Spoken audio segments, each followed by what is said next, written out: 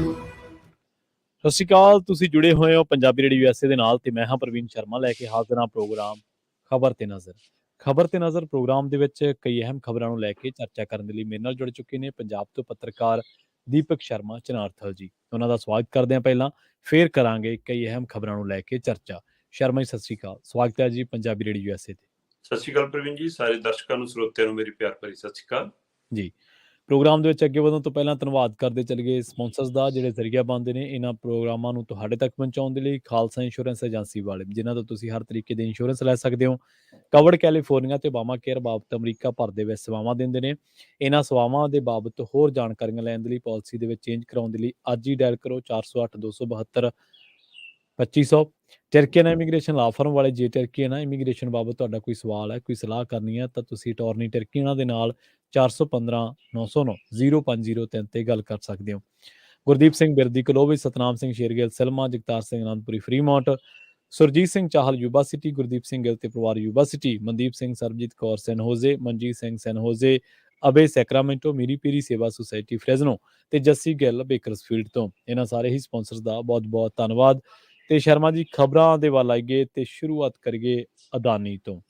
Share ਥੱਲੇ ਆ ਰਹੇ ਨੇ ਲਗਾਤਾਰ। ਹਾਈਡਨਬਰਗ ਦੀ ਰਿਪੋਰਟ ਨੇ ਜਾਂ ਉਹਦੇ ਸਵਾਲਾਂ ਨੇ ਅਦਾਨੀ ਦੇ ਅੰਪਾਇਰ ਨੂੰ ਬਹੁਤ ਵੱਡੀ ਚੁਣੌਤੀ ਦਿੱਤੀ ਹੈ।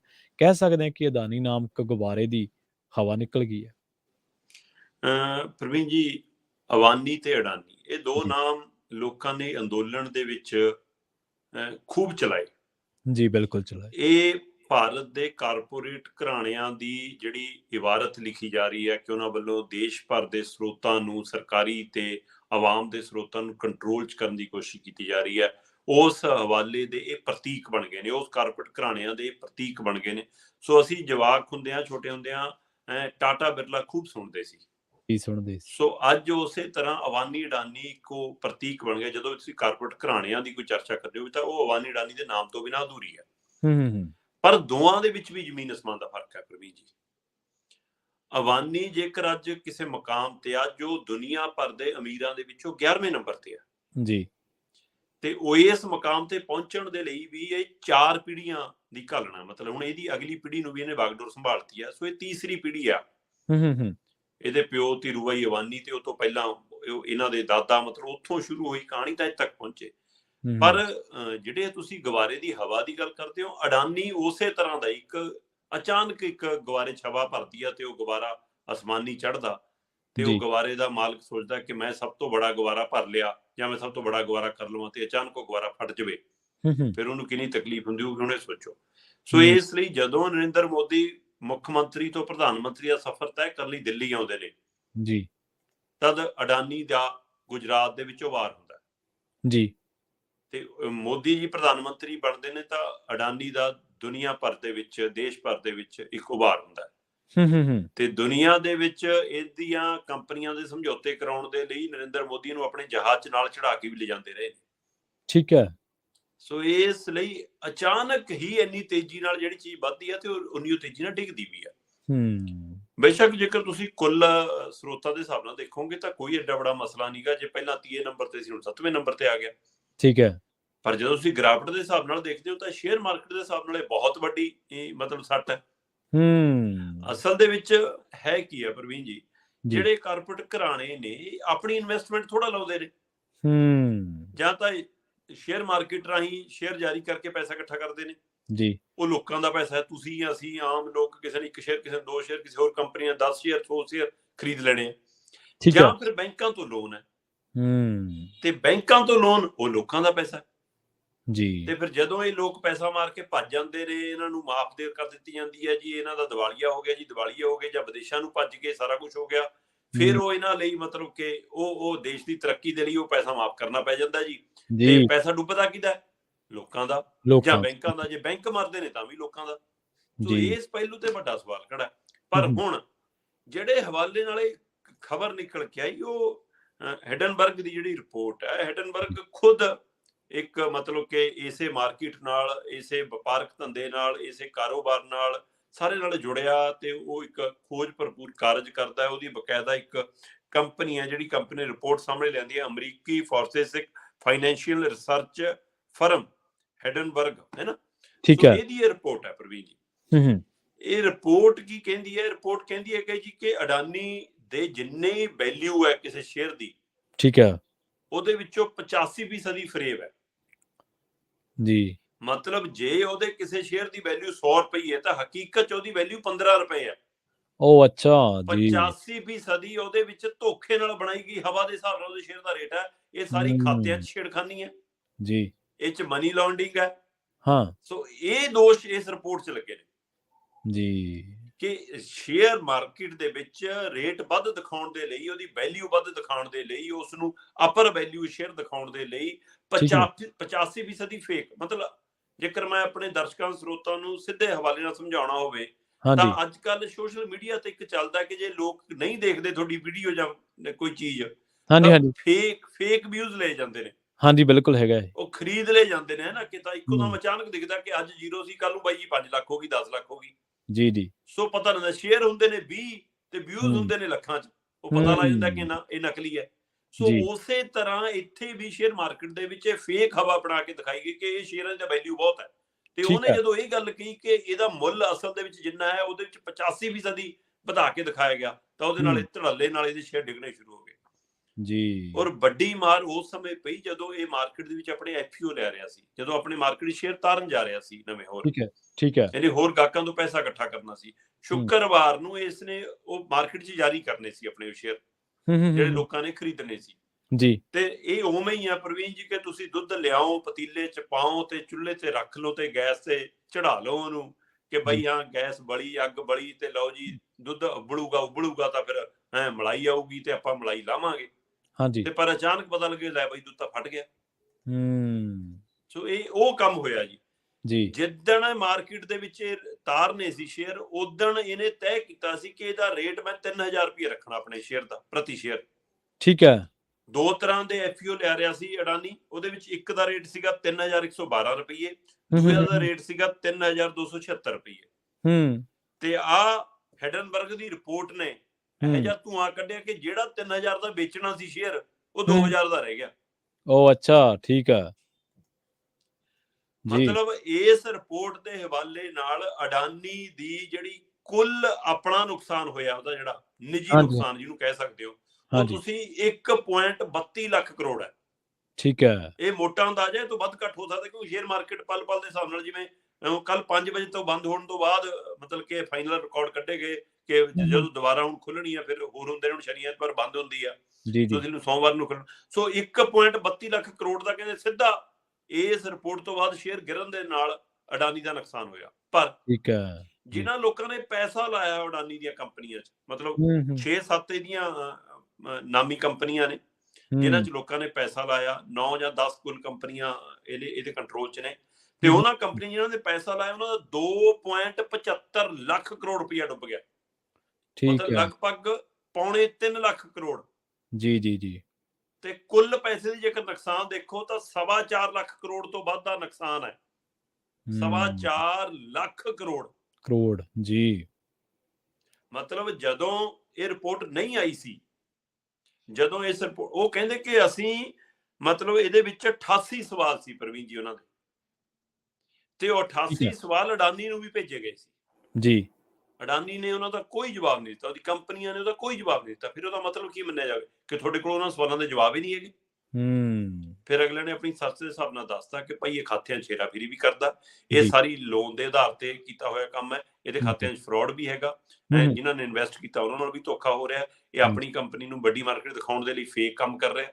ਸੋ ਇਹ ਸਾਰੇ ਜਦ ਤੱਥ ਸਾਹਮਣੇ ਆਏ ਕਿ ਤਾਂ ਅਰਬਾਂ ਖਰਬਾਂ ਦੇ ਮਤਲਬ ਲੋਨ ਹੇਠ ਦਬਿਆ ਹੋਇਆ, ਕਰਜ਼ੇ ਹੇਠ ਦਬਿਆ ਹੋਇਆ ਤੇ ਪਰ ਲੋਕਾਂ ਦੇ ਪੈਸੇ ਨਾਲ ਖੇਡ ਰਿਹਾ, ਤੇ ਉਹਦੀ ਬਦੌਲਤ ਇਸ ਪੋਜੀਸ਼ਨ ਤੇ ਪਹੁੰਚਿਆ ਤਾਂ ਰੇਟ ਪਿਛਲੇ ਬੁੱਧਵਾਰ ਨੂੰ ਇਹ ਰਿਪੋਰਟ ਆਉਂਦੀ ਹੈ ਤੇ ਉਦੋਂ ਧਰਾਤਲ ਰੇਟ ਡਿੱਗ ਰਹੇ ਨੇ। ਇੱਕ ਦਿਨ ਦੇ ਵਿੱਚ 20% ਵੀ ਰੇਟ ਡਿੱਗੇ ਨੇ। ਮਤਲਬ 20% ਇੱਕ ਕੰਪਨੀ ਦੇ ਸ਼ੇਅਰ ਡਿੱਗਣਾ, 23% ਕੰਪਨੀ ਦੇ ਸ਼ੇਅਰ ਡਿੱਗਣਾ ਇੱਕ ਦਿਨ 'ਚ ਹੋਇਆ, ਕੱਲ ਦੇ ਦਿਨ 'ਚ। ਸੋ ਇਸ ਨੂੰ ਜੇਕਰ ਤੁਸੀਂ ਇਸ ਵਾਲੇ ਸਮਝਣਾ ਹੋਵੇ ਤਾਂ 9.20 ਲੱਖ ਕਰੋੜ ਦੀ ਵੈਲਿਊ ਸੀ ਇਸ ਕੰਪਨੀ ਦੀ ਤੇ 30 ਨੰਬਰ ਤੇ ਸੀ ਦੁਨੀਆ ਦੇ ਅਮੀਰਾਂ ਦੇ ਵਿੱਚੋਂ। ਤੇ ਕੱਲ ਉਹਦੀ ਵੈਲਿਊ ਘਟ ਕੇ 7.88 ਲੱਖ ਕਰੋੜ ਰਹਿ ਗਈ ਤੇ 8ਵੇਂ ਨੰਬਰ ਤੇ ਆ ਗਏ। 7ਵੇਂ ਨੰਬਰ ਤੇ 7ਵੇਂ ਤੇ ਆ ਗਏ। 7ਵੇਂ ਤੇ ਆ ਗਏ। 11ਵੇਂ ਤੇ ਅਬਾਨੀ ਬਣੇ ਹੋਏ ਨੇ। ਤੇ ਜਿਹੜਾ ਬੰਦਾ ਸੁਪਨੇ ਲੈ ਰਿਹਾ ਸੀ ਕਿ ਲੈ ਬਸ ਆਹ ਸ਼ੇਅਰ ਮੈਂ ਮਾਰਕੀਟ 'ਚ ਤਾਰਨੇ ਆ 3-3 ਜੀ ਹਜ਼ਾਰ ਵਾਲੇ 2 ਤਰ੍ਹਾਂ ਦੇ, ਤੇ ਲੋਕਾਂ ਨੇ ਜਦੋਂ ਖਰੀਦਣੇ ਆ ਮੇਰੀ ਵੈਲਿਊ ਵਧਣੀ ਹੈ, ਕਿਉਂਕਿ ਉਹ ਬੋਲੀ ਲਾ ਕੇ ਮਹਿੰਗੇ ਵਿਕ ਜਾਂਦੇ ਨੇ। ਹਾਂਜੀ ਹਾਂਜੀ। ਸੋ ਇਹਨੂੰ ਇਹ ਸੀ ਕਿ ਲੈ ਵੀ ਅਗਲੇ ਚੜ੍ਹਦੇ ਸੋਮਵਾਰ ਨੂੰ ਤਾਂ ਮੈਂ ਨੰਬਰ 1 ਹੋਣਾ ਦੁਨੀਆ ਦਾ। ਤੇ ਇਸ ਰਿਪੋਰਟ ਨੇ ਪਟਕਾ ਕੇ 7ਵੇਂ ਤੇ ਸਿੱਟਿਆ। 7ਵੇਂ ਸੋ ਇਹ ਚਾਹੇ ਹੁਣ ਰਿਪੋਰਟ ਦਾ ਹਵਾਲਾ ਕਹਿ ਲਓ ਪ੍ਰਵੀਨ ਜੀ, ਜੀ ਜੀ ਜੀ, ਚਾਹੇ ਤੁਸੀਂ ਇਹਨੂੰ ਬਦਦੁਆਵਾਂ ਕਹਿ ਲਓ, ਬਹੁਤ ਇਕੱਠੀਆਂ ਕੀਤੀਆਂ ਅਡਾਨੀ ਨੇ। ਜੀ ਜੀ, ਇਸ ਟੱਬਰ ਨੇ, ਅਵਾਨੀ ਅਡਾਨੀਆਂ ਨੇ ਬਦਦੁਆਵਾਂ ਅਰਬਾਂ ਖਰਬਾਂ ਲੋਕਾਂ ਦੀਆਂ ਇਕੱਠੀਆਂ ਕੀਤੀਆਂ। ਜਿਸ ਤਰ੍ਹਾਂ ਲੋਕਾਂ ਦੇ ਖੇਤ ਖੋਣਾ ਚਾਹੁੰਦੇ ਸੀ, ਲੋਕਾਂ ਦੀ ਜ਼ਮੀਨਾਂ, ਅਜੇ ਵੀ ਉਹ ਮਨਸ਼ਾ ਛੱਡੀ ਨਹੀਂ ਹੈ, ਨਹੀਂ ਛੱਡੀ, ਬਿਲਕੁਲ ਸਹੀ, ਅਜੇ ਵੀ ਉਹ ਜਾਰੀ ਹੈ। ਸੋ ਜਦੋਂ ਮੈਂ ਜੇਕਰ ਮੈਂ ਇਸ ਹਵਾਲੇ ਨਾਲ ਦੇਖਣਾ ਹੋਵੇ ਤਾਂ ਮੈਂ ਤੁਹਾਡੇ ਮੂਹਰੇ ਰੱਖਦਾ ਜੀ, ਕਹਿੰਦੇ ਜਿਹੜੀ ਵੈਲਿਊ ਇਹਦੀ 9.20 ਲੱਖ ਕਰੋੜ ਸੀ ਉਹ 7.88 ਲੱਖ ਕਰੋੜ ਰਹਿ ਗਈ, ਤੇ ਕੁੱਲ ਔਸਤ ਮਤਲਬ ਇਹਦੀ ਜਿਹੜੀ ਵੈਲਿਊ ਹੈ ਉਹ 19% ਘਟ ਗਈ ਜੀ ਇਹਦੀ ਕੰਪਨੀਆਂ ਦੀ ਟੋਟਲ। ਜੇਕਰ ਮੈਂ ਕੰਪਨੀ ਵਾਈਜ਼ ਗੱਲ ਕਰਾਂ ਤਾਂ ਇਹਦੀ ਇੱਕ ਕੰਪਨੀ ਹੈ ਜਨਾਬ ਅਡਾਨੀ ਐਂਟਰਪ੍ਰਾਈਜ਼ਸ, ਉਹਦੇ 19.77% ਸ਼ੇਅਰ ਡਿੱਗੇ, ਕੱਲ ਚ 18.31% ਡਿੱਗੇ ਸੀ, ਤੇ ਕੁੱਲ ਹੁਣ 19.77% ਮਾਰਕੀਟ ਵੈਲਿਊ ਡਿੱਗੀ ਉਹਦੀ। ਇਸੇ ਤਰ੍ਹਾਂ ਜੀ ਅਡਾਨੀ ਟੋਟਲ ਗੈਸ ਜੀ, ਇਹਦੇ ਜੀ 20% ਸ਼ੇਅਰ ਕੱਲ ਚ ਡਿੱਗੇ, ਤੇ ਕੁੱਲ 24.47 24.5% ਸ਼ੇਅਰ ਡਿੱਗੇ ਜੀ, ਵੈਲਿਊ ਘਟ ਗਈ ਉਹਨਾਂ ਦੀ। 24.5% ਦੀ ਵੈਲਿਊ ਘਟਣੀ, ਆਪਣੇ ਆਪ ਦੇਖ ਲਓ ਕਿੱਥੇ ਆਉਂਦੀ ਸਥਿਤੀ। ਇਸੇ ਤਰ੍ਹਾਂ ਅਡਾਨੀ ਗ੍ਰੀਨ ਐਨਰਜੀ, ਇਹਦੇ ਜੀ ਕੁੱਲ ਵੈਲਿਊ 27.8% ਘਟ ਗਈ, ਠੀਕ ਹੈ। ਇਸੇ ਤਰ੍ਹਾਂ ਅਡਾਨੀ ਟਰਾਂਸਮਿਸ਼ਨ 27% ਇਹਦੀ ਘਟ ਗਈ। ਇਸੇ ਤਰ੍ਹਾਂ ਅਡਾਨੀ ਪੋਰਟਸ, ਬੜਾ ਜੀ ਦੁਨੀਆ ਭਰ ਦੀ ਸਭ ਤੋਂ ਵੱਡੀ ਖੇਪ ਅਡਾਨੀ ਪੋਰਟਸ ਤੇ ਫੜੀ ਗਈ, ਤੇ ਬੜਾ ਇਹਨੂੰ ਉਮੀਦ ਸੀ ਕਿ ਪੋਰਟ ਦੇ ਸਾਰੇ ਤਾਂ ਮੇਰਾ ਸਾਰਾ ਕੁਝ ਤਰ ਜਾਣਾ, ਵਪਾਰ ਦੁਨੀਆ ਭਰ ਚ ਮੈਂ ਪਹੁੰਚ ਜਾਣਾ। ਲੋ ਜੀ, ਅਡਾਨੀ ਪੋਰਟਸ ਦੇ ਸ਼ੇਅਰ 21.32% ਡਿੱਗੇ ਜੀ ਹੁਣ ਤੱਕ। ਇਸੇ ਤਰ੍ਹਾਂ ਅਡਾਨੀ ਪਾਵਰ ਦੇ ਸ਼ੇਅਰ ਕੱਲ ਚ 5% ਗਿਰੇ, ਕੁੱਲ 9.10 9.73% ਗਿਰ ਕੇ ਕੁੱਲ। ਇਸੇ ਤਰ੍ਹਾਂ ਅਡਾਨੀ ਬਿਲਵਰ, ਇਹਦੇ ਹੀ 5% ਕੱਲ ਚ ਡਿੱਗੇ, ਤੇ 9.74% ਕੁੱਲ ਡਿੱਗੇ। ਹੋਰ ਛੱਡੋ ਐਨਡੀਟੀਵੀ ਜਿਹੜਾ ਹਾਲ ਹੀ ਚ ਕੰਟਰੋਲ ਚ ਆਇਆ, 5% ਤੋਂ ਵੱਧ ਸ਼ੇਅਰ ਉਹਦੇ ਡਿੱਗਲੇ। ਅੱਛਾ। ਅਹੂਜਾ ਸੀਮੈਂਟ 16% ਤੋਂ ਪਿਛਲੇ ਦਿਨਾਂ ਚ ਕੰਟਰੋਲ ਚ ਲਿਆ, 16% ਤੋਂ ਵੱਧ ਸ਼ੇਅਰ ਉਹਦੇ ਡਿੱਗਲੇ। ਸੋ ਇਸ ਹਵਾਲੇ ਨਾਲ ਬਾਜ਼ਾਰ ਵੀ ਹਿੱਲਿਆ ਹੈ। ਕੁੱਲ ਜਿਹੜੀ ਭਾਰਤ ਦੇ ਜਿਹੜੇ ਸੈਂਸੈਕਸ ਹੈ ਉਹ 874 ਅੰਕ ਡਿੱਗ ਕੇ 49,331 ਤੇ ਬੰਦ ਹੋਇਆ। ਸੋ 874 ਅੰਕ ਡਿੱਗਿਆ, ਉਹਦੇ ਵਿੱਚ ਸਭ ਤੋਂ ਵੱਡਾ ਅਡਾਨੀ ਦਾ ਯੋਗਦਾਨ ਹੈ।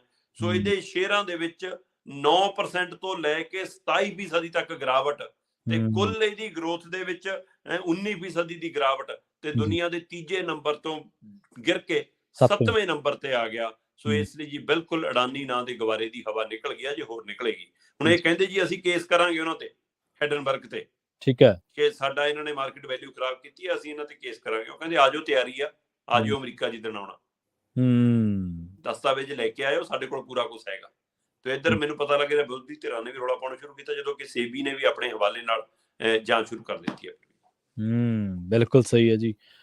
ਗੱਲ ਇਹ ਹੈ ਸ਼ਰਮਾ ਜੀ ਕਿ ਜਦੋਂ ਤੁਸੀਂ ਇੰਡੀਆ ਦੇ ਵਿੱਚ ਬਹੁਤ ਕੁਝ ਖਰੀਦ ਲਿਆ, ਪਬਲਿਕ ਟਰਾਂਸਪੋਰਟ ਦੇ ਵਿੱਚ ਵੀ ਕਬਜ਼ਾ ਕਰ ਲਿਆ, ਏਅਰਪੋਰਟ, ਪੋਰਟ, ਸਭ ਕੁਝ, ਰੇਲਵੇ ਸਟੇਸ਼ਨ, ਰੇਲਾਂ, ਜੀ ਬਿਲਕੁਲ। ਤੇ ਹੁਣ ਜਦੋਂ ਇੱਕ ਕੌਮਾਂਤਰੀ ਅਦਾਰੇ ਨੇ ਤੁਹਾਨੂੰ ਹੱਥ ਪਾਇਆ, ਜਦੋਂ ਮੀਡੀਆ ਦੀ ਵਾਰੀ ਆਈ ਤਾਂ ਤੁਸੀਂ ਮੀਡੀਆ ਹੀ ਖਰੀਦ ਲਿਆ, ਪਰ ਵਰਲਡ 'ਚ ਕੀ ਖਰੀਦ ਲਓਗੇ ਤੁਸੀਂ? ਪ੍ਰਵੀਨ ਜੀ, ਨੈਸ਼ਨਲ ਮੀਡੀਆ ਨੇ ਕੱਲ ਹੈਡਨਬਰਗ ਦੀ ਰਿਪੋਰਟ ਦਾ ਜ਼ਿਕਰ ਤਾਂ ਕੀਤਾ, ਪਰ ਉਹ 'ਚ ਅਡਾਨੀ ਦੇ ਨਾਂ ਦਾ ਜ਼ਿਕਰ ਨਹੀਂ ਕਰਦੇ ਹੋ। ਕਮਾਲ ਹੈ। ਜੀ ਜੀ ਜੀ ਜੀ ਜੀ, ਕਿੱਥੋਂ ਲੁਕਾਓਗੇ, ਕਿਹਨੂੰ ਰੋਕੋਗੇ, ਕਿਹਦਾ ਮੂੰਹ ਬੰਦ ਕਰੋਗੇ? ਬਿਲਕੁਲ ਬਿਲਕੁਲ। ਸੋ ਇਹ ਹੈ ਵੀ ਨੱਚਣਾ ਵੀ ਹੈ ਤੇ ਕਲਿੱਪ ਵਾਲਾ ਪਾਸਾ ਵੀ ਨੰਗਾ ਰੱਖਣਾ ਜੀ। ਸੋ ਅਗਲੀ ਖਬਰ ਦੇ ਵੱਲ ਵਧੀਆ ਸ਼ਰਮਾ ਜੀ, ਤੇ ਗੱਲ ਕਰੀਏ, ਰੁਖ ਕਰੀਏ ਸਿਹਤ ਕੇਂਦਰਾਂ ਦਾ। ਕਹਿੰਦੇ ਵੀ ਸਿਹਤ ਕੇਂਦਰਾਂ ਦੇ ਵਿੱਚ ਹੋਰ ਤਾਂ ਪਤਾ ਨਹੀਂ ਕਿਹਦਾ ਕੀ ਹੋਇਆ, ਪ੍ਰਲਾਪ ਸਿੰਘ ਗੁੱਗੂਕੇ ਦਾ ਇਲਾਜ ਹੋ ਜਾਣਾ ਸੀਗਾ ਸ਼ੁਰੂ, ਤੇ ਪਰ ਫਿਰ ਵੀ ਚਲੋ ਬਚਤ ਰਹਿ ਗਈ। 5 ਪਿਆਰਿਆਂ ਦੇ ਨਾਵਾਂ ਤੇ ਵੀ ਜਿਹੜੇ 5 ਸਿਹਤ ਕੇਂਦਰ ਬਣੇ ਆ, ਉਹਨਾਂ ਦੇ ਨਾਮ ਵੀ ਹੁਣ ਆਮ ਆਦਮੀ ਕਲੀਨਿਕ ਰੱਖ ਦਿੱਤੇ ਗਏ। ਪ੍ਰਵੀਨ ਜੀ, ਆਪਾਂ ਪਿਛਲੇ ਕਿੰਨੇ ਦਿਨਾਂ ਤੋਂ ਮੁਹੱਲਾ ਕਲੀਨਿਕਾਂ ਨੂੰ ਲੈ ਕੇ ਸਵਾਲ ਕਰਦੇ ਰਹੇ ਹਾਂ। ਹਾਂਜੀ ਹਾਂਜੀ, ਕਿ ਜਿਹੜੇ ਪੰਜਾਬ 'ਚ ਮੁਹੱਲਾ ਕਲੀਨਿਕ ਖੁੱਲ ਰਹੇ ਨੇ, ਉਹ ਜਿਹੜੇ ਪੁਰਾਣੇ ਪੰਚਾਇਤਾਂ ਦੇ ਅਧੀਨ, ਸਿਹਤ ਵਿਭਾਗ ਦੇ ਅਧੀਨ ਚੱਲਣ ਵਾਲੇ ਸਾਡੇ ਮਤਲਬ ਕਿ ਮੁੱਢਲੇ ਜਿਹੜੇ ਸਿਹਤ ਕੇਂਦਰ ਕਹਿ ਲਓ, ਜਾਂ ਤੁਸੀਂ ਡਿਸਪੈਂਸਰੀਆਂ ਕਹਿ ਲਓ, ਜਾਂ ਛੋਟੇ ਹਸਪਤਾਲ ਕਹਿ ਲਓ, ਉਹਨਾਂ ਸਾਰਿਆਂ ਦੇ ਉੱਤੇ ਮੁਹੱਲਾ ਕਲੀਨਿਕ ਦੇ ਫੱਟੇ ਲਾਏ ਜਾ ਰਹੇ ਨੇ। ਆਪਾਂ ਪਹਿਲਾਂ ਤੋਂ ਚਰਚਾ ਕਰ ਰਹੇ ਹਾਂ ਤੇ ਉਹ ਰੰਗ ਰੋਗਨ ਦੇ ਨਾਂ ਤੇ 25-25 ਲੱਖ 30 ਲੱਖ ਦਾ ਮੁੱਦਾ ਬਣਦਾ ਜਾ ਰਿਹਾ ਜੀ। ਸੋ 30 ਕਰੋੜ ਰੁਪਇਆ ਇਸ਼ਤਿਹਾਰਬਾਜ਼ੀ ਲਈ 3 ਕਰੋੜ ਰੁਪਇਆ 30 ਕਰੋੜ ਰੁਪਇਆ ਇਸ਼ਤਿਹਾਰਬਾਜ਼ੀ ਲਈ ਪਾਸ ਕਰਾਉਣ ਦੀ ਕੋਸ਼ਿਸ਼ ਕੀਤੀ ਜਾਂਦੀ ਹੈ। 10 ਕਰੋੜ ਖਰਚਿਆ ਜਾਂਦਾ ਤੇ 30 ਕਰੋੜ ਉਹਦੇ ਲਈ ਪਾਸ ਕਰਾਉਣ ਦੀ ਕੋਸ਼ਿਸ਼ ਹੁੰਦੀ ਹੈ। ਸੋ ਇਹ ਸਾਰੀਆਂ ਚਰਚਾਵਾਂ ਪਹਿਲਾਂ ਕਰਦੇ ਨੇ ਤੇ ਹੁਣ ਕੱਲ ਜਦੋਂ ਉਦਘਾਟਨ ਹੋਏ ਤਦੋਂ ਤੱਥ ਸਾਹਮਣੇ ਆ ਗਏ। ਕਿੰਨੀਆਂ ਵੀਡੀਓ, ਚਾਹੇ ਉਗੋਕੇ ਦੀ ਤੁਸੀਂ ਗੱਲ ਕਰਦੇ ਹੋ, ਉੱਥੇ ਅਗਲੇ ਕਹਿੰਦੇ ਜੀ ਬਣਾਉਣ ਤਾਂ ਤੁਸੀਂ ਇਹਨੂੰ ਹਸਪਤਾਲ ਸੀ ਬੜਾ, ਤੁਸੀਂ ਇਹਨੂੰ ਚੱਕ ਕੇ ਮੁਹੱਲਾ ਕਲੀਨਿਕ ਬਣਾ ਰਹੇ ਹੋ, ਘੱਟੋ ਘੱਟ ਹੋਰ ਥਾਂ ਲੈ ਲਓ, ਅਸੀਂ ਪੰਚਾਇਤ ਦੇਣ ਲਈ ਤਿਆਰ ਹਾਂ। ਤੇ ਐਮਐਲਏ ਸਾਹਿਬ ਜਵਾਬ ਕੀ ਦਿੰਦੇ? ਤੇਰੇ ਲਫੇੜੇ। ਮੈਂ ਕਹਿੰਦਾ ਉਹਦੇ ਕੇਸ ਚੱਲਦੇ ਹੋਣੇ, ਉਹ ਬੰਦੇ ਦਾ ਫਰੋਡ ਹੋਣਾ, ਉਹ ਸਰਪੰਚ ਨੇ ਕੋਈ ਘਪਲੇ ਕੀਤੇ ਹੋਣੇ, ਉਹ ਵੱਖਰਾ ਮਾਮਲਾ ਹੈ। ਜਿਹੜਾ ਇਸ ਮੁੱਦੇ ਤੇ ਗੱਲ ਹੋ ਰਹੀ ਹੈ ਉਹਦਾ ਜਵਾਬ ਜੀ। ਬਾਕੀ ਮਾਮਲੇ ਤੇ ਕਾਰਵਾਈ ਕਰੋ, ਜੇਕਰ ਕੋਈ ਗਲਤ ਹੈ, ਕੋਈ ਕਰਪਟ ਹੈ, ਕੋਈ ਭ੍ਰਸ਼ਟ ਹੈ ਤਾਂ ਕਰੋ। ਪਰ ਆ ਜਵਾਨ ਇੱਕ ਚੁਣੇ ਹੋਏ ਨੁਮਾਇੰਦੇ ਦੀ ਇਹ ਸਮਝ ਨਹੀਂ ਆਈ ਕਿ ਇਹ ਹੰਕਾਰ ਬੋਲਦਾ ਕਿ ਬਦਲਾਅ ਬੋਲਦਾ। ਜੀ। ਚਲੋ ਇੰਨਾ ਹੀ ਨਹੀਂਗਾ, ਹੋਰ ਦੇਖੋ ਤੁਸੀਂ ਮੁਹੱਲਾ ਕਲੀਨਿਕਾਂ ਦੇ ਬੋਰਡ ਲਾਉਣ ਨੂੰ ਲੈ ਕੇ ਕਈ ਥਾਵਾਂ ਤੇ ਜਥੇਬੰਦੀਆਂ ਨੇ, ਪੰਚਾਇਤਾਂ ਨੇ, ਹੋਰ ਥਾਵਾਂ ਤੇ ਵਿਰੋਧ ਹੋਏ। ਠੀਕ ਹੈ। ਫਿਰ ਸਭ ਤੋਂ ਵੱਡਾ ਸਵਾਲ ਜਿਹੜਾ ਤੁਸੀਂ ਕਰ ਰਹੇ ਹੋ, ਖਹਿਰੇ ਨੇ ਕਈ ਥਾਵਾਂ ਤੇ ਸਵਾਲ ਚੁੱਕੇ ਕਿ ਜੀ ਆਹ ਬਦਲਤਾ, ਤੁਸੀਂ ਆਹ ਕਰਤਾ। ਜਿਹੜੀ ਆਪਾਂ ਗੱਲ ਕਰ ਰਹੇ ਸੀਗੇ, ਜਿਹੜੇ ਫਾਰਮਾਸਿਸਟ ਨੇ ਉਹ ਨਹੀਂ ਗਏ ਕਈ ਥਾਵਾਂ ਤੇ ਡਿਊਟੀਆਂ। ਹੋਰ ਛੱਡੋ, ਭਗਵੰਤ ਮਾਨ ਦੇ ਆਪਣਾ ਸੰਗਰੂਰ ਇਲਾਕੇ ਦੇ ਵਿੱਚ ਹੀ ਜਿਨ੍ਹਾਂ ਦੇ ਕੱਲ ਉਦਘਾਟਨ ਹੋਏ ਸੀ, ਉਦਘਾਟਨ ਨਹੀਂ ਹੋ ਸਕੇ। ਕਿੰਨੇ ਹੀ ਠੀਕ ਹੈ ਹਜੇ ਪੂਰੇ ਨਹੀਂ ਹੋਏ, ਕਈ ਅਧੂਰਿਆਂ ਦੀ ਬੂਹੇ ਖੋਲਤੇ। ਚਲੋ, ਪਰ ਕੁੱਲ ਮਿਲਾ ਕੇ ਜਿਹੜਾ ਵੱਡਾ ਸਵਾਲ ਆਇਆ, ਅੰਮ੍ਰਿਤਸਰ ਦੇ ਖੇਤਰ ਦੇ ਵਿੱਚ ਅਕਾਲੀ ਸਰਕਾਰ ਦੇ ਸਮੇਂ 5 ਡਿਸਪੈਂਸਰੀਆਂ, ਮੁੱਢਲੇ ਸਹਾਇਤਾ ਕੇਂਦਰ ਜਿਹੜੇ ਹੈਗੇ ਨੇ ਸਾਡੇ ਸਿਹਤ ਕੇਂਦਰ, ਉਹਨਾਂ ਦੇ ਨਾਮ 5 ਪਿਆਰਿਆਂ ਦੇ ਨਾਮ ਤੇ ਰੱਖੇ ਗਏ ਸੀ। ਠੀਕ ਹੈ। ਤੇ ਉਹਨਾਂ 5 ਪਿਆਰਿਆਂ ਦੇ ਨਾਮ ਤੇ ਰੱਖੀਆਂ ਗਈਆਂ ਇਹਨਾਂ ਡਿਸਪੈਂਸਰੀਆਂ, ਸਿਹਤ ਕੇਂਦਰਾਂ ਦੇ ਨਾਮਾਂ ਦੇ ਉੱਤੇ ਵੀ ਇਹਨਾਂ ਨੇ ਮੁਹੱਲਾ ਕਲੀਨਿਕ ਲਾਤਾ, ਆਮ ਆਦਮੀ ਮੁਹੱਲਾ ਕਲੀਨਿਕ, ਆਮ ਆਦਮੀ ਕਲੀਨਿਕ, ਹੈ ਨਾ। ਸੋ ਉੱਥੋਂ ਸਵਾਲ ਉੱਠਿਆ ਕਿ ਘੱਟੋ ਘੱਟ ਆਹ ਥਾਵਾਂ ਤਾਂ ਛੱਡ ਲੈਂਦੇ ਪਤੰਦਰੋ। ਤੇ ਜੇ ਤੁਸੀਂ ਕਹਿੰਦੇ ਹੋ, ਮਤਲਬ ਇਹ ਨਾਮ ਬਦਲੀ ਵਾਲੀ ਕਿਹਨੇ ਮੰਗ ਕੀਤੀ ਹੈ ਜਨਾਬ? ਕਿਹਨੇ ਚਾਹਿਆ ਕਿ ਤੁਸੀਂ ਏਦਾਂ ਨਾਮ ਬਦਲੋ? ਇੱਕ ਪਾਸੇ ਤੁਸੀਂ ਕਹਿੰਦੇ ਹੋ ਅਸੀਂ ਸਕੂਲਾਂ ਦੇ ਨਾਮ ਸ਼ਹੀਦਾਂ ਦੇ ਨਾਮ ਤੇ ਰੱਖਣੇ, ਸੈਨਿਕਾਂ ਦੇ ਨਾਮ ਤੇ ਰੱਖਣੇ, ਤੇ ਇੱਧਰ ਤੁਸੀਂ ਹਰ ਥਾਂ ਆਪਣਾ ਫੱਟਾ, ਔਰ ਉਹ ਫੱਟੇ 'ਚ ਫੋਟੋ ਵੀ ਠੋਕਣੀ ਆ ਨਾਲ ਆਪਣੀ ਨਾਲ ਜੀ। ਤੇ ਤੁਸੀਂ ਤਾਂ ਤਸਵੀਰ ਕਲਚਰ ਦੇ ਖਿਲਾਫ ਸੀ। ਬਿਲਕੁਲ, ਤੁਸੀਂ ਤਾਂ ਜਾਰੀ ਕਰਦੇ ਹੁੰਦੇ ਸੀ ਕਿ ਆਹ ਦੇਖੋ ਜੀ ਸਾਈਕਲ ਦੀ ਚੈਨ ਤੇ ਵੀ ਬਾਦਲਾਂ ਨੇ ਫੋਟੋ ਲਾਈ ਆ, ਟੋਕਰੀ ਤੇ ਵੀ ਫੋਟੋ ਲਾਈ ਆ ਜੀ, ਆਹ ਦੇਖੋ ਜੀ ਐਂਬੂਲੈਂਸ ਤੇ ਵੀ ਕੈਪਟਨ ਨੂੰ ਟੰਗਿਆ ਜੀ, ਆਹ ਚੰਨੀ ਬੱਸ ਦੇ ਪਿੱਛੇ ਟੰਗਿਆ ਜੀ। ਬੜਾ ਮੁੱਦਾ ਬਣਾਉਂਦੇ ਸੀ, ਇਹ ਤਾਂ ਮਜ਼ਾਕ ਉਡਾਉਂਦੇ ਸੀ, ਟੋਟਕੇ ਬਣਾ ਤੁਕਾਂ ਜੋੜ ਕੇ ਗਾਉਂਦੇ ਹੁੰਦੇ ਸੀ ਸਟੇਜਾਂ ਤੋਂ। ਜੀ। ਸੋ ਜਦ ਆਪਣੀ ਵਾਰੀ ਆਈ ਤਾਂ ਲਿਫਾਫਿਆਂ ਤੱਕ ਤੇ ਵੀ ਫੋਟੋਆਂ ਲਾਈਆਂ। ਬਿਲਕੁਲ, ਰੁਜ਼ਗਾਰ ਦੇਣ ਵਾਲੇ ਸਰਟੀਫਿਕੇਟਾਂ ਤੱਕ ਤੇ ਵੀ ਫੋਟੋਆਂ ਲਾਈਆਂ ਜੀ। ਤੇ ਹੁਣ ਮੁਹੱਲਾ ਕਲੀਨਿਕਾਂ ਤੇ ਵੀ ਫੋਟੋਆਂ ਲਾ ਲਈਆਂ। ਸੋ ਹੁਣ ਪਿੰਡਾਂ ਦੇ ਵਿੱਚ ਇਹ ਸਵਾਲ ਉੱਠ ਰਿਹਾ ਕਿ ਬਾਈ ਇਹ ਮੁਹੱਲਾ ਕਲੀਨਿਕ ਘੱਟ ਲੱਗਦੇ ਨੇ, ਆਮ ਆਦਮੀ ਪਾਰਟੀ ਦੇ ਦਫ਼ਤਰ ਵੱਧ ਲੱਗਦੇ ਨੇ।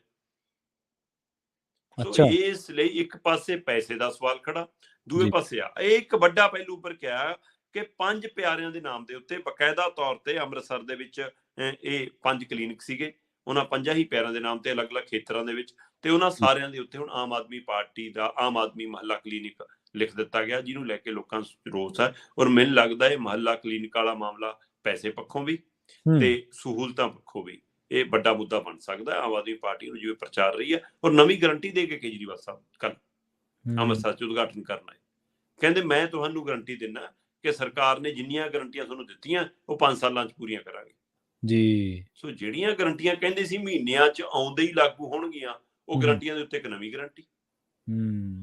ਸੋ ਉਹ ਨਾ ਕਈ ਵਾਰ ਕੰਪਨੀਆਂ ਨੇ ਪ੍ਰਵੀਨ ਜੀ ਬੋਰਡ ਲਾਏ ਹੁੰਦੇ ਨੇ ਸੇਲ ਦੇ, ਹਾਂਜੀ, ਤੇ ਲਿਖਿਆ ਹੁੰਦਾ 50+50% ਸੇਲ ਜੀ, ਲਿਖਿਆ ਹੁੰਦਾ। ਮੇਰੇ ਵਰਗੇ ਨੂੰ ਤਾਂ ਪੜ੍ਹ ਕੇ ਹੀ ਸਮਝ ਆਉਂਦਾ ਕਿ ਲੈ ਵੀ 100% ਦੀ ਸੇਲ ਹੈ ਜੀ। 50+50 100 ਹੀ ਹੁੰਦਾ।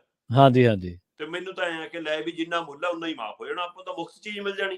ਤੇ ਜਦੋਂ ਅੰਦਰ ਵੜਦੇ ਆ ਉਹ ਕਹਿੰਦੇ ਨਹੀਂ ਜੀ ਆਹ 1000 ਰੁਪਏ ਦੀ ਪੈਂਟ ਹੈ, ਹਾਂਜੀ, 50% ਸੇਲ।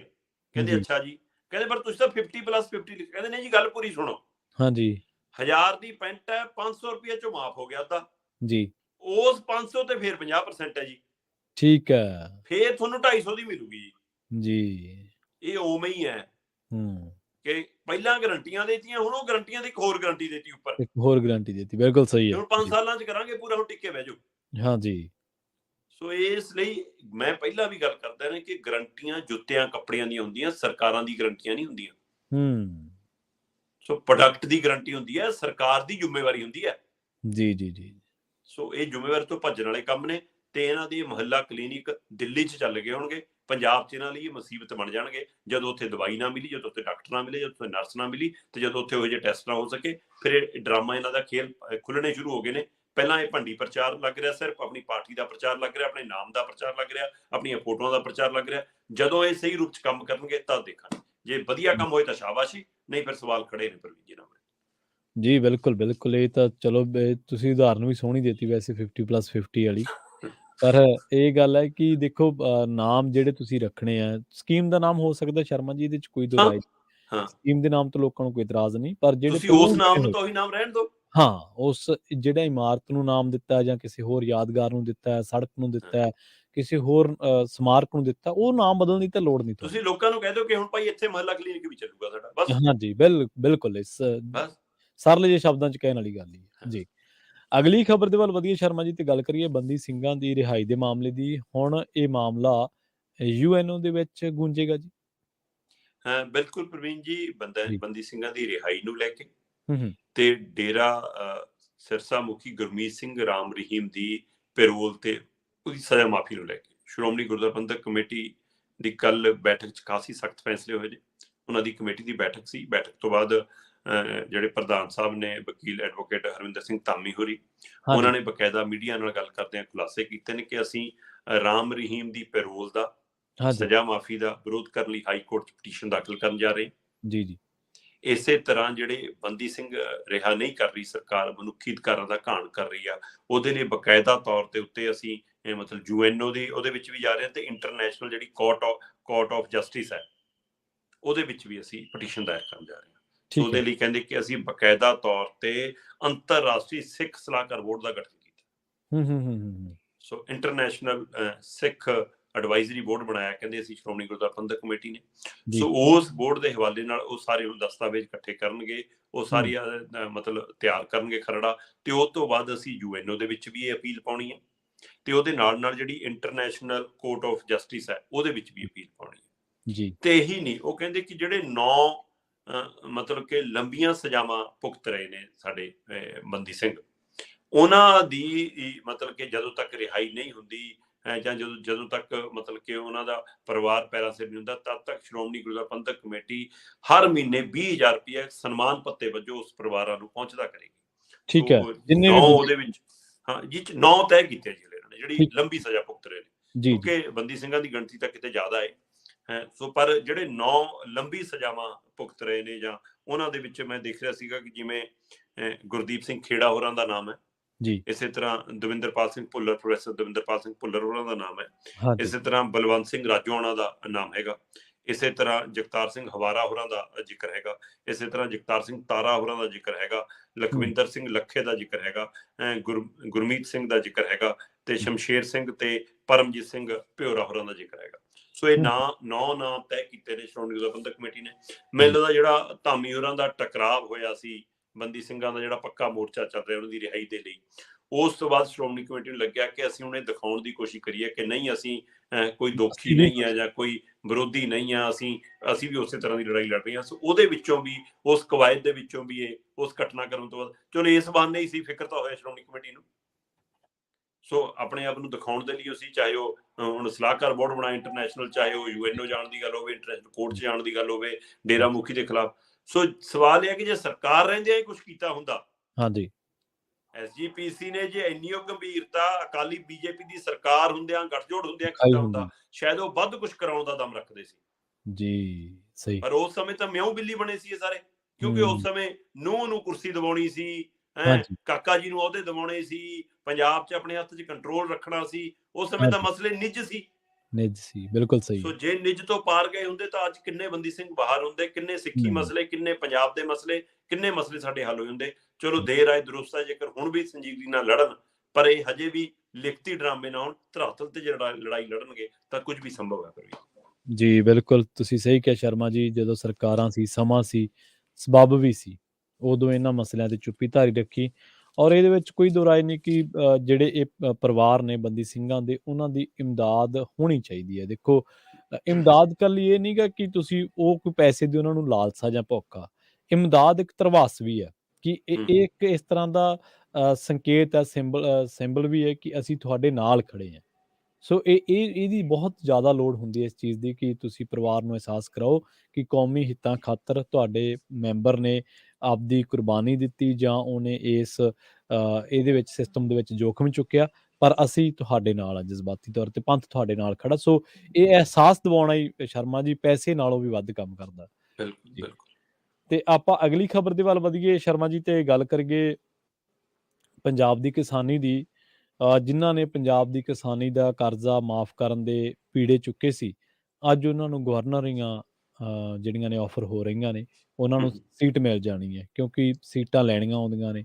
ਪਤਾ ਹੈ ਕਿ ਸੱਤਾ ਨਾਲ ਬਣਾ ਕੇ ਕਿਵੇਂ ਰੱਖਣੀ ਹੈ, ਇਹ ਵੀ ਪਤਾ ਹੈ ਕਿ ਸੱਤਾ ਨੂੰ ਵਰਤਣਾ ਕਿਵੇਂ ਹੈ। ਪਰ ਇੱਕ ਸਰਵੇ ਕਹਿ ਲਓ, ਇੱਕ ਰਿਪੋਰਟ ਕਹਿ ਲਓ, ਉਹ ਬੜੀ ਜਿਹੜੀ ਦਾਅਵਾ ਕਰ ਰਹੀ ਹੈ, ਉਹ ਰਿਪੋਰਟ ਬੜੀ ਚਿੰਤਾਜਨਕ ਹੈ। ਉਹ ਕਹਿੰਦੀ ਕਿ ਪੰਜਾਬ ਦੇ ਹਰ ਕਿਸਾਨੀ ਪਰਿਵਾਰ ਸਿਰ 2 ਲੱਖ ਰੁਪਏ ਦਾ ਕਰਜ਼ਾ। ਕੀ ਇਹ ਗੱਲ ਸੱਚ ਹੈ? ਬਿਲਕੁਲ ਪ੍ਰਵੀਨ ਜੀ, ਇਹ ਗੱਲ ਦਰੁਸਤ ਹੈ ਤੁਹਾਡੀ ਜੀ, ਕਿ ਇੱਕ ਪਾਸੇ ਉਹ ਧਿਰਾਂ ਜਿਹੜੀਆਂ ਕਹਿੰਦੀਆਂ ਸੀ ਸਾਡੇ ਆਉਂਦੇ ਹੀ ਕਿਸਾਨੀ ਕਰਜ਼ਿਆਂ ਤੇ ਲੀਕ ਵੱਜ ਜੂਗੀ, ਹਰ ਤਰ੍ਹਾਂ ਦੇ ਕਿਸਾਨੀ ਕਰਜ਼ਿਆਂ ਤੇ। ਹਾਂਜੀ ਹਾਂਜੀ। ਫਿਰ ਕਹਿੰਦੇ ਜੀ ਪਹਿਲਾਂ ਛੋਟਾ ਕਿਸਾਨ ਲੱਭਣਾ ਜੀ, ਪਹਿਲਾਂ ਜਿਹੜੇ ਕੋਆਪਰੇਟ ਬੈਂਕ ਨੇ ਸਾਡੇ, ਉਹਨਾਂ ਦਾ ਹੀ ਕਰਜ਼ਾ ਮਾਫ ਕਰਾਂਗੇ ਜੀ, ਸੁਸਾਇਟੀਆਂ ਦਾ ਹੀ ਕਰਾਂਗੇ ਜੀ, ਦੂਏ ਬੈਂਕਾਂ ਦਾ ਨਹੀਂ ਕਰਨਾ ਜੀ, ਆੜਤੀਆਂ ਵਾਲਾ ਸਾਡੀ ਜ਼ਿੰਮੇਵਾਰੀ ਨਹੀਂ ਜੀ। ਫਿਰ 36 ਤਰ੍ਹਾਂ ਦੇ ਪਖੰਡ ਕੀਤੇ। ਚਲੋ, ਤੇ ਉਹ ਅੱਜ ਤੁਸੀਂ ਜਿਵੇਂ ਕਹਿੰਦੇ ਹੋ ਗਵਰਨੀਆਂ ਲੈਣ ਲਈ ਲਾਈਨ 'ਚ ਲੱਗੇ ਨੇ, ਤੇ ਪਤਾ ਨਹੀਂ ਕਦੋਂ ਮਿਲਦੀ ਹੈ ਕਦੋਂ ਨਹੀਂ। ਪਰ ਹਕੀਕਤ ਇਹ ਹੈ ਕਿ ਪੰਜਾਬ ਦੇਸ਼ ਭਰ ਦਾ ਕਿਸਾਨ ਕਰਜ਼ਈ ਹੈ ਪ੍ਰਵੀਨ ਜੀ। ਤੇ ਇਹ ਰਿਪੋਰਟ ਤੱਥਾਂ ਦੇ ਆਧਾਰ ਤੇ ਜਾਰੀ ਹੋਈ ਹੈ। ਹਰੇਕ ਦੇਸ਼ ਦੇ ਹਰ ਕਿਸਾਨ ਦੇ ਸਿਰ ਤੇ ਔਸਤ 74,000 ਤੋਂ ਵੱਧ ਦਾ ਕਰਜ਼ਾ। ਠੀਕ ਹੈ। ਮਤਲਬ ਕਿ ਹਰ ਕਿਸਾਨ ਪਰਿਵਾਰ, ਜਿੰਨੇ ਦੇਸ਼ ਦੇ ਵਿੱਚ ਕਿਸਾਨ ਨੇ, ਉਹਨਾਂ ਦੇ ਕੁੱਲ ਪਰਿਵਾਰ ਜਿੰਨੇ ਕਿਸਾਨੀ ਪਰਿਵਾਰ ਹੈਗੇ ਨੇ, ਉਹਨਾਂ ਦੇ ਉੱਤੇ ਹਰ ਪਰਿਵਾਰ ਤੇ ਔਸਤਨ 74,121 ਰੁਪਏ ਦਾ ਕਰਜ਼ਾ ਖੜਾ ਜੀ। ਤੇ ਮਹੀਨੇ ਦੀ ਆਮਦਨ ਦੇਸ਼ ਭਰ ਦੇ ਕਿਸਾਨ ਪਰਿਵਾਰਾਂ ਦੀ ਮਹੀਨੇ ਦੀ ਔਸਤ ਆਮਦਨ 10,218 ਰੁਪਏ ਬਣਦੀ ਹੈ। ਅੱਛਾ ਜੀ। ਤੇ ਫਿਰ ਉਹ ਤੋਂ ਬਾਵਜੂਦ ਵੀ ਜ਼ਮੀਨਾਂ, ਔਰ ਖਾਸ ਗੱਲ ਇਹ ਹੈ ਕਿ ਜਿਹੜੀ ਇਹ ਕਿਸਾਨ ਪਰਿਵਾਰਾਂ ਦੀ ਆਮਦਨ ਹੈ 10,000, ਇਹ ਕੱਲੀ ਕਿਸਾਨੀ ਵਾਲੀ ਨਹੀਂ ਹੈ। ਇਹ ਜਿਹੜੀ ਔਸਤ ਆਮਦਨ ਕੱਢੀ ਗਈ ਆ, ਇਹਦੇ ਵਿੱਚ ਚਾਹੇ ਤੁਸੀਂ ਠੇਕੇ ਤੇ ਖੇਤੀ ਕਰਾ ਰਹੇ ਹੋ, ਚਾਹੇ ਆਪ ਕਰ ਰਹੇ ਹੋ, ਉਹ ਆਮਦਨ ਸ਼ਾਮਲ ਹੈ। ਇਹਦੇ ਵਿੱਚ ਤੁਸੀਂ ਜੋ ਪੈਦਾਵਾਰ ਕਰ ਰਹੇ ਹੋ ਉਹਦਾ ਕੁਝ ਸ਼ਾਮਲ ਹੈ। ਤੁਸੀਂ ਕੋਈ ਦੁਧਾਰੂ ਪਸ਼ੂ ਪਾਲੇ ਨੇ ਜਾਂ ਕੋਈ ਹੋਰ ਸਹਾਇਕ ਧੰਦੇ ਕਰਦੇ ਹੋ ਖੇਤੀ ਨਾਲ ਸੰਬੰਧਿਤ, ਉਹਨਾਂ ਦੇ ਸਾਰੇ ਕੁਝ ਸ਼ਾਮਲ ਹੈ। ਉਹਨੂੰ ਮਿਲਾ ਕੇ ਔਸਤ ਦੇਸ਼ ਭਰ ਦੇ ਕਿਸਾਨ ਪਰਿਵਾਰਾਂ ਦੀ ਆਮਦਨ 10,218 ਬਣਦੀ ਹੈ। ਤੇ ਇੱਧਰ ਪੰਜਾਬ ਤੇ ਹਰਿਆਣਾ ਜਿਹੜੇ ਕਹਿੰਦੇ ਖੁਸ਼ਹਾਲ ਸੂਬੇ ਨੇ, ਠੀਕ ਆ, ਅਸੀਂ ਦਲੇਰ ਹੈਗੇ ਆ, ਪਰ ਹਕੀਕਤ ਇਹ ਆ ਕਿ ਹੁਣ ਸਾਡਾ ਮਤਲਬ ਕਿ ਜਿਸ ਕਦਰ ਸਾਨੂੰ ਨਿਚੋੜ ਲਿਆ ਗਿਆ ਹਰੀ ਕ੍ਰਾਂਤੀ ਦੇ ਨਾਂ ਤੇ, ਉਹਦਾ ਨਤੀਜਾ ਇਹ ਹੈ ਕਿ ਉੱਤਰੀ ਭਾਰਤ ਦਾ ਕਿਸਾਨ, ਖਾਸ ਕਰਕੇ ਪੰਜਾਬ ਤੇ ਹਰਿਆਣੇ ਦਾ ਕਿਸਾਨ ਪਰਿਵਾਰ ਕਰਜ਼ਈ ਆ, ਤੇ ਲਗਭਗ ਬਰਾਬਰ ਆ। ਅੱਛਾ, ਹਰਿਆਣੇ ਵਾਲੇ ਵੀ ਬਰਾਬਰ ਹੀ ਆ। ਬੜਾ ਭਰਾ ਤਾਂ ਵੱਧ ਕਰਜ਼ਈ ਆ, ਛੋਟਾ ਭਰਾ ਥੋੜਾ ਜਿਹਾ ਘੱਟ ਆ। ਬੜੇ ਭਰਾ ਦੇ ਸਿਰ ਤੇ ਔਸਤ ਕਿਸਾਨ ਪਰਿਵਾਰ, ਪੰਜਾਬ ਦੇ ਹਰ ਔਸਤਨ ਕਿਸਾਨ ਪਰਿਵਾਰ ਦੇ ਉੱਤੇ 2 ਲੱਖ ਤੋਂ ਉੱਪਰ ਦਾ ਕਰਜ਼ਾ ਹੈ, ਤੇ ਹਰਿਆਣਾ ਦੇ ਉੱਤੇ 1,82,000 ਦਾ ਕਰਜ਼ਾ। 18,000 ਦਾ ਹੀ ਫਰਕ ਹੈ। ਲੋ ਮੈਂ ਅੰਕੜੇ ਤੁਹਾਡੇ ਸਾਹਮਣੇ ਰੱਖ ਦੇਣਾ ਜੀ। ਕਹਿੰਦੇ ਜੀ ਕਿਸਾਨ ਪਰਿਵਾਰ ਦੇਸ਼ ਭਰ ਦੇ ਵਿੱਚ ਜਿਹੜੇ 74,121 ਰੁਪਏ ਦੇ ਔਸਤ ਕਰਜ਼ਈ ਆ ਹਰ ਕਿਸਾਨ ਪਰਿਵਾਰ। ਹਾਂਜੀ, 74,000। ਦੇਸ਼ ਦੀ ਔਸਤ ਇਹ ਹੈ, ਪੰਜਾਬ ਤੇ ਹਰਿਆਣੇ ਦੀ ਇਹਦੇ ਨਾਲੋਂ ਵੱਧ ਹੈ। ਠੀਕ ਹੈ। ਪੰਜਾਬ ਦੀ 2 ਲੱਖ ਤੋਂ ਉੱਪਰ ਚਲੀ ਗਈ। ਪੰਜਾਬ ਦੇ ਕਿਸਾਨ ਦੇ ਸਿਰ ਔਸਤਨ ਜਿਹੜਾ ਕਰਜ਼ਾ ਹੈ ਉਹ ਮਤਲਬ ਕਿ 2,03,000 ਰੁਪਏ ਹੈ ਪ੍ਰਵੀਨ ਜੀ। ਕਿਸਾਨ ਪਰਿਵਾਰ, ਹਾਂ, ਹਰ ਕਿਸਾਨ ਪਰਿਵਾਰ ਦੇ ਸਿਰ ਤੇ ਪੰਜਾਬ ਦੇ 2,03,000 ਰੁਪਏ, ਤੇ ਹਰਿਆਣਾ 1,82,000 ਰੁਪਏ। ਬੇਸ਼ੱਕ ਸਭ ਤੋਂ ਉੱਪਰ ਵਾਲੇ ਸੂਬੇ ਵੀ ਹੈਗੇ। ਜੇਕਰ ਮੈਂ ਗੱਲ ਕਰਾਂ ਦੇਸ਼ ਦੇ ਵਿੱਚ ਜਿਹੜਾ ਸਭ ਤੋਂ ਵੱਧ ਕਰਜ਼ਈ ਸੂਬਾ ਗਿਣਿਆ ਗਿਆ ਉਹ ਆਂਧਰਾ ਪ੍ਰਦੇਸ਼ ਹੈ। 2,45,000 ਦਾ ਕਰਜ਼ਾ ਹਰ ਕਿਸਾਨ ਪਰਿਵਾਰ ਸਿਰ, ਆਂਧਰਾ ਪ੍ਰਦੇਸ਼ ਤੇ। ਉਸ ਤੋਂ ਬਾਅਦ ਜਿਹੜੀ ਵਾਰੀ ਆਉਂਦੀ ਹੈ ਉਹ ਕੇਰਲਾ ਦੀ ਹੈ, 2,42,000 ਰੁਪਏ, ਨੇੜੇ ਤੇੜੇ 2,45 ਤੇ 2,42 ਲਗਭਗ। ਮਤਲਬ ਕਿ ਪਹਿਲੇ ਨੰਬਰ ਤੇ ਆਂਧਰਾ ਪ੍ਰਦੇਸ਼, ਦੂਏ ਤੇ ਕੇਰਲਾ, ਤੀਏ ਤੇ ਪੰਜਾਬ ਆਉਂਦਾ ਜੀ ਜੀ, ਤੇ ਜਿਹਦੀ 2,03,000 ਰੁਪਏ ਪ੍ਰਤੀ ਕਿਸਾਨ ਪਰਿਵਾਰ ਕਰਜ਼ਾ ਖੜਾ। ਤੇ ਜੇਕਰ ਘੱਟ ਵਾਲਿਆਂ ਜੋ ਦੇਖਿਆ ਜਾਵੇ ਤਾਂ ਨਾਗਾਲੈਂਡ ਸਭ ਤੋਂ ਮਤਲਬ ਸੁਰੱਖਿਅਤ ਕਿਸਾਨੀ ਲਈ ਮੰਨਿਆ ਜਾ ਰਿਹਾ, ਜਿੱਥੇ ਔਸਤਨ 1,750 ਰੁਪਏ ਹਰੇਕ ਪਰਿਵਾਰ ਤੇ ਕਰਜ਼ਾ। ਸਭ ਤੋਂ ਘੱਟ ਨਾਗਾਲੈਂਡ ਹੈ, 1750 ਰੁਪਏ ਪ੍ਰਤੀ ਕਿਸਾਨ ਪਰਿਵਾਰ ਕਰਜ਼ਾ। ਉਹ ਤੋਂ ਬਾਅਦ ਬਾਰੀ ਮੇਘਾਲਿਆ ਦੀ ਆਉਂਦੀ ਹੈ, ਉੱਥੇ 2357 ਰੁਪਏ ਕਰਜ਼ਾ ਕਿਸਾਨ ਪਰਿਵਾਰ ਦੇ ਉੱਤੇ। ਤੇ ਉਹ ਤੋਂ ਬਾਅਦ ਬਾਰੀ ਅਰੁਣਾਚਲ ਪ੍ਰਦੇਸ਼ ਦੀ ਆਉਂਦੀ ਹੈ, ਉੱਥੇ 3500 ਰੁਪਏ।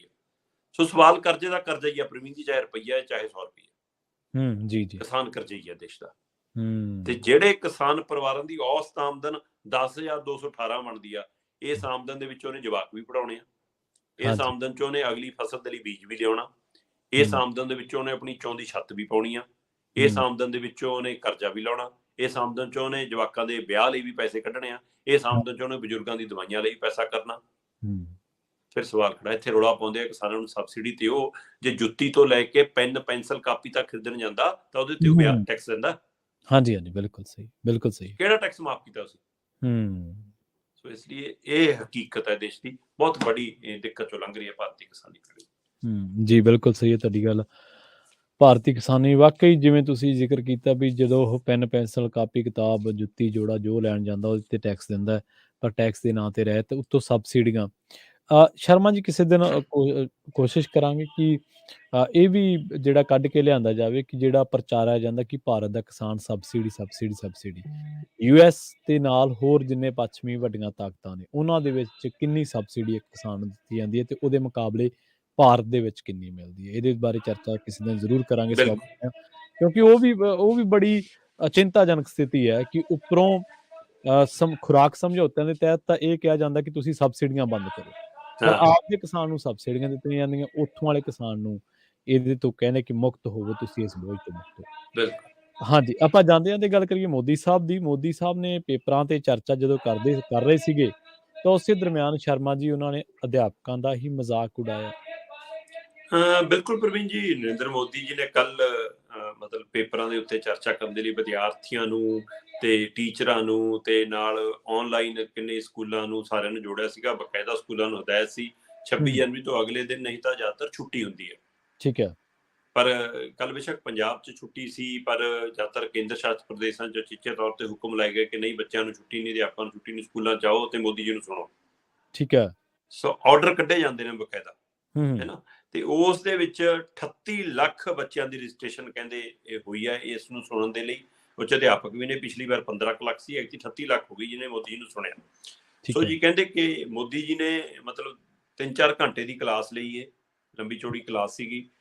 ਜਿਹੜਾ ਦਿੱਲੀ ਦਾ ਸਟੇਡੀਅਮ ਹੈ ਉਹਦੇ ਵਿੱਚ ਇਹਨਾਂ ਨੇ ਜਨਤਕ ਤੌਰ ਤੇ ਕੀਤਾ ਤੇ 2 ਘੰਟੇ ਵਿਦਿਆਰਥੀਆਂ ਦੇ ਸਿੱਧੇ ਰੂਬਰੂ ਹੋਏ ਮੋਦੀ। ਤੇ ਉਹਦੇ ਵਿੱਚ ਉਹਨਾਂ ਨੇ ਹੁਣ ਫਾਰਮੂਲੇ ਵੀ ਸੁਝਾਏ ਕਿ ਦੇਖੋ ਜਿਵੇਂ ਡਿਜੀਟਲ ਚੀਜ਼ਾਂ ਨੇ ਜਿਹੜੀਆਂ, ਉਹ ਤੋਂ ਇੱਕ ਦਿਨ ਦਾ ਜ਼ਰੂਰ ਕਹਿੰਦੇ ਤੁਸੀਂ ਨਾ ਮਤਲਬ ਸੰਨਿਆਸ ਲੈ ਲਿਆ ਕਰੋ, ਜਾਂ ਇੱਕ ਦਿਨ ਦਾ ਜ਼ਰੂਰ ਤੁਸੀਂ ਵਰਤ ਰੱਖ ਲਿਆ ਕਰੋ ਕਿ ਅੱਜ ਲੈ ਵੀ ਮੋਬਾਇਲ, ਲੈਪਟਾਪ, ਇਲੈਕਟ੍ਰੋਨਿਕ ਘੜੀ ਜਾਂ ਇਹਨਾਂ ਚੀਜ਼ਾਂ ਨੂੰ, ਗੈਜਟ ਨੂੰ ਆਪਾਂ ਵਰਤਣਾ ਨਹੀਂਗਾ, ਹੈ ਨਾ। ਠੀਕ ਹੈ, ਤੇ ਕਹਿੰਦੇ ਜੇ ਤੁਸੀਂ ਟਾਈਮ ਮੈਨੇਜਮੈਂਟ ਸਿੱਖਣੀ ਆ ਤਾਂ ਆਪਣੀ ਮਾਤਾ ਤੋਂ ਸਿੱਖੋ ਜੀ, ਕਿ ਤੁਹਾਡੀ ਮਾਂ ਕਿਵੇਂ ਸਾਰੀਆਂ ਚੀਜ਼ਾਂ ਨੂੰ ਮੈਨੇਜ ਕਰਦੀ ਆ। ਕਿਉਂਕਿ ਜਿਵੇਂ ਕਹਿੰਦੇ ਆ ਨਾ, ਦੁਰਗਾ ਮਾਤਾ ਦੇ 8 ਹੱਥ ਹੁੰਦੇ ਆ, ਬਿਲਕੁਲ ਔਰਤ ਦੇ 8 ਹੱਥ ਹੈ ਜੋ ਇੱਕੋ ਟਾਈਮ 'ਚ ਕਿੰਨੇ ਕੰਮ ਇਕੱਠੇ ਕਰ ਲੈਂਦੀ ਹੈ। ਸੋ ਆਪਾਂ ਨੂੰ ਕੋਈ ਬੰਦੇ ਨੂੰ, ਮਰਦ ਨੂੰ ਕੋਈ ਬੰਦਾ ਦੂਆ ਕੰਮ ਕਹਿ ਦਿਓ ਕਿ ਦਿਖਦਾ ਨਹੀਂ ਲਿਆ ਕਰ ਰਿਹਾ ਮੈਂ, ਪਰ ਇੱਕੋ ਟਾਈਮ 'ਚ ਰਸੋਈ 'ਚ ਵੀ ਕੰਮ ਕਰ ਰਹੀ ਹੁੰਦੀ, ਇੱਕੋ ਟਾਈਮ 'ਚ ਉਹ ਸਫਾਈ ਵੀ ਕਰ ਲੈਂਦੀ ਆ, ਉਸੇ ਟਾਈਮ ਦੇ ਵਿੱਚ ਉਹ ਘਰ ਦਾ ਪਸ਼ੂ ਵੀ ਦੇਖ ਲੈਂਦੀ ਆ, ਉਸੇ ਘਰ ਦੇ ਵਿੱਚੋਂ ਆਏ ਮਹਿਮਾਨ ਨੂੰ ਵੀ ਜੀ ਐਂ ਕਹਿੰਦੀ ਆ, ਉਸੇ ਟਾਈਮ 'ਚ ਕੱਪੜੇ ਵੀ ਉੱਧਰ ਪਾਏ ਹੁੰਦੀ ਆ। ਸੋ ਇੱਕੋ ਟਾਈਮ 'ਚ ਇੰਨਾ ਕੁਛ ਮੈਨੇਜ ਕਰਦੀ, ਉਹ ਕਹਿੰਦਾ ਮੈਨੇਜਮੈਂਟ ਉੱਥੋਂ ਚੰਗੀ ਗੱਲ ਲੱਗੀ। ਫਿਰ ਇਸੇ ਤਰ੍ਹਾਂ ਮੋਦੀ ਜੀ ਨੇ ਕਿਹਾ ਜੇ ਪ੍ਰੈਸ਼ਰ ਆਉਂਦਾ ਤੁਹਾਡੇ ਤੇ ਪੇਪਰਾਂ ਦਾ ਤਾਂ ਕ੍ਰਿਕਟਰ ਤੋਂ ਸਿੱਖੋ। ਕਹਿੰਦਾ ਕਿ ਕ੍ਰਿਕਟ ਦੇ ਖਿਡਾਰੀਆਂ ਨੂੰ ਮੈਦਾਨ ਦੇ ਬਾਹਰੋਂ ਰੌਲਾ ਪਾ ਜਾਂਦਾ, ਬਾਈ ਜੀ ਚੌਕਾ ਛੱਕਾ, ਕਹਿੰਦਾ ਪਰ ਉਹ ਉਹਨਾਂ ਦੇ ਕਹੇ ਤੇ ਨਹੀਂ ਮਾਰਦਾ, ਉਹਦੀ ਨਜ਼ਰ ਗੇਂਦਬਾਜ਼ ਤੇ ਗੇਂਦ ਤੇ ਹੁੰਦੀ ਆ, ਉਹਨੂੰ ਜਦੋਂ ਲੱਗਦਾ ਕਿ ਆਹ ਗੇਂਦ ਤੇ ਵੱਜ ਸਕਦਾ ਉਸੇ ਤੇ ਮਾਰਦਾ। ਸੋ ਕਹਿੰਦੇ ਪ੍ਰੈਸ਼ਰ ਨੂੰ ਕਿਵੇਂ ਲੈਣਾ ਉਹ ਤੋਂ ਸਿੱਖੋ। ਇਸੇ ਦੌਰਾਨ ਇੱਕ ਅਧਿਆਪਕ ਨੇ ਸਵਾਲ ਕਰ ਲਿਆ ਪ੍ਰਵੀਨ ਜੀ ਕਿ ਮੋਦੀ ਜੀ ਵਿਦਿਆਰਥੀਆਂ ਨੂੰ ਸਹੀ ਤਰੀਕੇ ਨਾਲ ਪੜ੍ਹਾਉਣ ਦਾ ਤਰੀਕਾ ਜਾਂ ਕੰਟਰੋਲ ਕਰਨ ਦਾ ਤਰੀਕਾ ਕੀ ਹੋਣਾ ਚਾਹੀਦਾ। ਉਹ ਕਹਿੰਦਾ ਅੱਛਾ ਅਧਿਆਪਕ ਪੁੱਛ ਰਹੀ ਹੈ, ਉਹਨੂੰ ਇਹੀ ਨਹੀਂ ਪਤਾ ਪੜਾਉਣਾ ਕਿਵੇਂ। ਤੇ ਨਿਆਣੇ ਜਦ ਹੱਸ ਪਏ, ਤਾੜੀ ਮਾਰਤੀ, ਲੋ ਤੁਮਨੇ ਤੋਂ ਪਹਿਲੇ ਹੀ ਪਕੜ ਲਈ ਬਾਤ।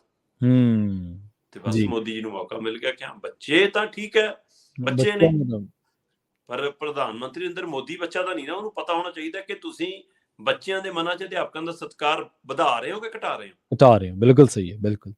ਤੇ ਕਹਿੰਦੇ ਉਹ ਮਾਸਟਰ ਕਲਾਸ 'ਚ ਪੜ੍ਹਾ ਰਿਹਾ ਹੁੰਦਾ ਹੈ ਤੇ ਉਹ ਰੱਟਾ ਲਾ ਕੇ ਆਉਂਦਾ, ਤਿਆਰੀ ਕਰਕੇ ਆਉਂਦਾ ਕਿ ਨਿਆਣਿਆਂ ਨੂੰ ਆਹ ਪੜ੍ਹਾਉਣਾ ਹੈ, ਤੇ ਕਈ ਵਾਰ ਭੁੱਲ ਜਾਂਦਾ ਫਿਰ ਪੜ੍ਹਾਉਂਦਾ।